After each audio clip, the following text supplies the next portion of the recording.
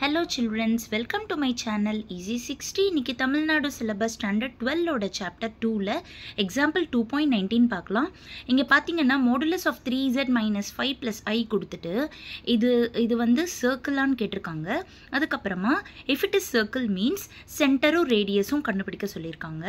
First வந்துட்டு circle represent பண்றதுக்கு ஒரு ஃபார்ம் இருக்கு. That is modulus of z - z0 = r அப்படின்ற ஃபார்மேட்டுக்கு நம்ம இதை வந்து டிரைவ் பண்ணிட்டோம் அப்படின்னா அது வந்து சர்க்கிள்னு ப்ரூவ் ஆயிடும். ஸோ அந்த ஃபார்ம் வர வைக்கிறதுக்காக 3 ஃபர்ஸ்ட் காமனாக எடுக்கிறேன். அப்போது 3 வெளியே வந்துட்டா நம்மளுக்கு z மைனஸ் அண்ட் ஆல்சோ இங்கே வந்து வெளியே மைனஸ் வருது.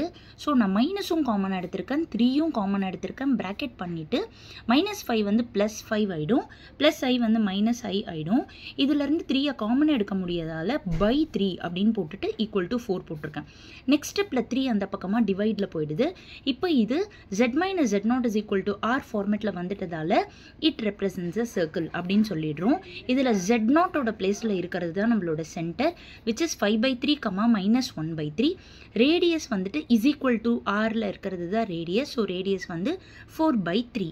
Thank you children.